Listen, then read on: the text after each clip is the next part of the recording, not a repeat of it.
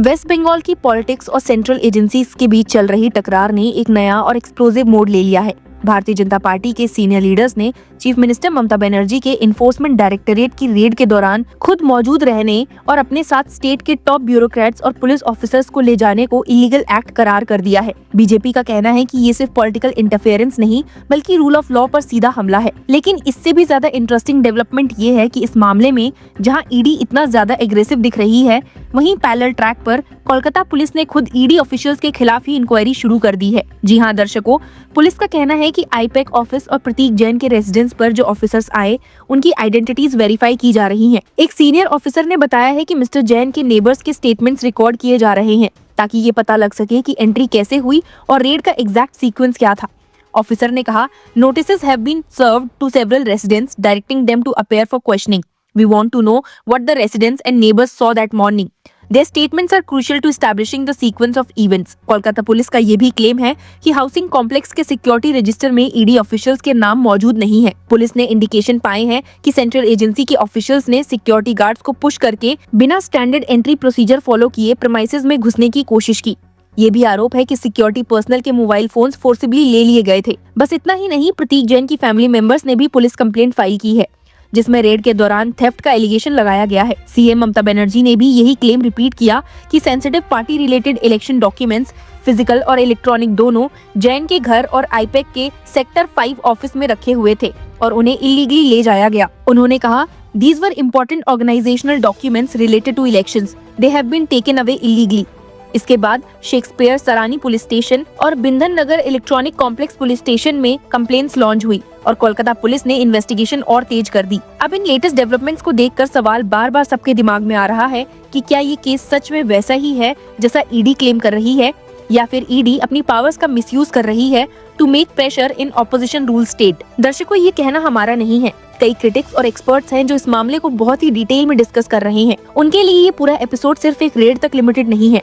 ये पैटर्न पिछले कुछ सालों से रिपीटेडली देखने को मिला है, जहां इलेक्शन से पहले ईडी की एक्टिविटीज सडनली इंटेंसिफाई हो जाती है। झारखंड में 2023 के land and money laundering case के बाद चीफ मिनिस्टर हेमंत सोरेन की अरेस्ट 2024 इलेक्शन से पहले हुई। दिल्ली में 2022 लिकर पॉलिसी केस से जुड़ी इन्वेस्टिगेशन के चलते मार्च 2024 में अरविंद केजरीवाल अरेस्ट हुए, जबकि इलेक्शन फरवरी 2025 में थे। महाराष्ट्र में नवंबर 2024 में 125 करोड़ के एलिस्ट इलेक्शन फंडिंग केस में सिविक पोल्स के जस्ट पहले रेड्स हुई और एनालिस्ट ने देखा है कि अब तमिलनाडु, असम, केरला एंड पुडुचेरी जैसे स्टेट्स भी ईडी की रडार पर है। तमिलनाडु में DMK government alcohol, real estate and shell company से लिंक्ड केसेस फेस कर रही है। असम में कांग्रेस एंड AIUDF के लीडर्स पर नजर रखी जा रही है। केरला में gold smuggling and cooperative bank cases LDF government के हेडेक बन चुके हैं। पुडुचेरी में भी बिजनेस पॉलिटिकल नेक्सस को क्लोजली मॉनिटर किया जा रहा है। एनालिस्ट कहते हैं कि टेक्निकली ईडी अपना स्टैट्यूटरी मैंडेट फॉलो कर रही है, लेकिन टाइमिंग रिपीटेडली इलेक्शन के आसपास होने की वजह से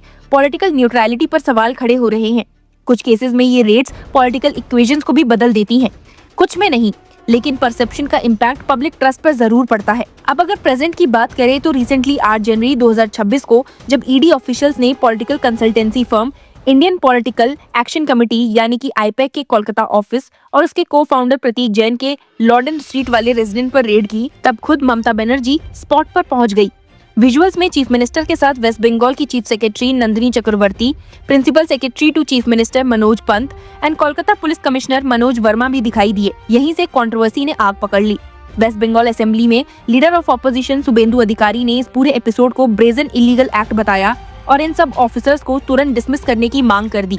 उन्होंने कहा that Kolkata police has fallen into a trap. Manoj Pant and Rajiv Kumar, DGP of waste Bengal police, should pack their bags. BJP का आरोप है कि जो ऑफिसर कॉन्स्टिट्यूशन और लॉ के रक्षक होने चाहिए थे, वही चीफ मिनिस्टर के साथ खड़े होकर सेंट्रल एजेंसी के काम में रुकावट बन गए। संडे को शुभेंदु अधिकारी ने सोशल मीडिया प्लेटफॉर्म एक्स पर एक लंबा और तीखा स्टेटमेंट पोस्ट किया।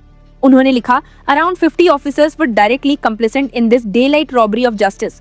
These officers must be immediately suspended and dismissed from service. They are a disgrace to their uniform and have turned the police force into Mamata Banerjee's personal goon squad. अधिकारी ने आगे claim किया है कि chief secretary Nandini Chakraborty, principal secretary Manoj Pant and Kolkata police commissioner Manoj Kumar Verma जैसे top officers chief minister को raid के दौरान फाइल स्नीक आउट करने में मदद कर रहे थे।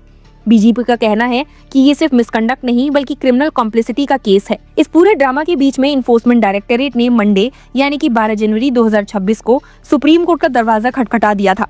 ईडी ने अपनी पिटीशन में West Bengal government, chief minister Mamata Banerjee और कोलकाता पुलिस के सीनियर ऑफिसर्स को पार्टी बनाया है। एजेंसी का कहना है कि उनकी इन्वेस्टिगेशन को ऑब्स्ट्रक्ट किया गया, ऑफिसर्स को थ्रेटन किया गया और एविडेंस के साथ छेड़छाड़ हुई। ईडी ने सुप्रीम कोर्ट से सीबीआई प्रॉब की मांग की है, जो 8 जनवरी की रेड से जुड़े 17 एलिज्ड ऑफेंसेस पर होगी। पिटीशन में कहा गया है कि ईडी की टीम्स को लॉर्डन स्ट्रीट पर जैन के घर से और सॉल्ट लेक के आईपैक ऑफिस में लॉफुल सर्चेस कंडक्ट करने से रोका गया। एजेंसी का क्लेम है कि इलेक्ट्रॉनिक डिवाइसेस, स्टोरेज मीडिया और डॉक्यूमेंट्स फोर्सिबली टेकन अवे किए गए। ईडी के मुताबिक ये सिर्फ ऑब्स्ट्रक्शन नहीं बल्कि पब्लिक सर्वेंट्स को उनके ऑफिशियल ड्यूटी से रोकना, criminal intimidation, destruction and concealment of evidence जैसे सीरियस ऑफेंसेस हैं। साथ ही थेफ्ट और रॉबरी तक के एलिगेशंस भी लगाए गए हैं। एजेंसी ने कोर्ट को बताया है कि ये सब direct assault on the rule of law है और इसीलिए इंडिपेंडेंट और इम्पार्शियल इन्वेस्टिगेशन के लिए सीबीआई प्रॉब जरूरी है। एजेंसी ने ये भी कहा है कि बाद में ईडी ऑफिशियल्स के खिलाफ मल्टीपल एफआईआर फाइल कर दी गई, जो इन्वेस्टिगेशन को डीरेल करने और ऑफिसर्स को इंटिमिडेट करने की कोशिश थी। ईडी ने इन एफआईआर्स को भी सीबीआई को ट्रांसफर करने की डिमांड की है। साथ ही एजेंसी ने ये आरोप भी लगाया है कि जब उसने कलकत्ता हाई कोर्ट का रुख किया तो कोर्टरूम में डिसरप्शंस हुए और रूलिंग पार्टी के सपोर्टर्स को मोबिलाइज करके हियरिंग स्टॉल करवा दी गई। हाई कोर्ट ने बाद में मैटर को 14 जनवरी तक एडजर्न कर दिया। इस सब के बीच में वेस्ट बंगाल गवर्नमेंट ने 10 जनवरी को सुप्रीम कोर्ट में केविएट फाइल कर दिया, जिसमें रिक्वेस्ट की गई कि बिना स्टेट का पक्ष सुने कोई इंटरिम ऑर्डर पास ना किया जाए। स्टेट गवर्नमेंट ने ईडी के एलिगेशंस को डिनाई किया है और कहा है कि ड्यू प्रोसेस फॉलो हुआ है। दर्शकों, देखा जाए तो तृणमूल कांग्रेस भी पूरे जोरों शोरों से काउंटर अटैक कर रही है। पार्टी के national general secretary Abhishek Banerjee ने ईडी पर पॉलिटिकल मोटिव का आरोप लगाया। उन्होंने कहा है कि ईडी ज्यादा इंटरेस्टेड इन्वेस्टिगेशन में नहीं बल्कि स्टीलिंग में है। उनका कहना था कि अगर ईडी सच में जेन्युइन प्रॉब कर रही होती तो आईपैक के ऑफिसेस हैदराबाद और दिल्ली जैसे शहरों में भी रेड करती, सिर्फ वेस्ट बंगाल में नहीं। Meanwhile BJP IT cell head Amit Malviya ने भी इस मुद्दे को एग्रेसिवली उठाया। उन्होंने न्यूज़पेपर रिपोर्ट्स का हवाला देते हुए कहा, the presence of waste Bengal chief secretary Nandini Chakraborty and principal secretary Manoj Pant with Chief Minister Mamata Banerjee during the ED raid at IPEX Kolkata office has sparked sharp criticism, with former bureaucrats calling it a serious breach of administrative conduct. अब सबकी नजर supreme court पर है, जहां ED की petition आने वाले दिनों में मेजर कॉन्स्टिट्यूशनल और फेडरलिज्म रिलेटेड क्वेश्चंस रेज कर सकती है। क्या स्टेट मशीनरी सेंट्रल एजेंसी की इन्वेस्टिगेशन में इंटरफेयर कर सकती है? क्या चीफ मिनिस्टर की रेड साइट पर पहुंचना लॉफुल है? और क्या स्टेट पुलिस सेंट्रल ऑफिसर्स के खिलाफ पैरेलल प्रॉब चला सकती है जब इन्वेस्टिगेशन किसी सेंट्रल लॉ के तहत हो? 2026 के वेस्ट बंगाल असेंबली इलेक्शन से पहले ये केस सिर्फ एक लीगल बैटल नहीं बल्कि पॉलिटिकल नैरेटिव का सेंट्रल पॉइंट बन चुका है। एक तरफ बीजेपी इसे लॉ वर्सेस लॉलेसनेस का इशू बना रही है, तो दूसरी तरफ टीएमसी इसे सेंटर का पॉलिटिकल वेंडेटा कहकर पब्लिक के सामने रख रही है। अब दोनों में से सच क्या है, इसका फैसला आप कीजिए।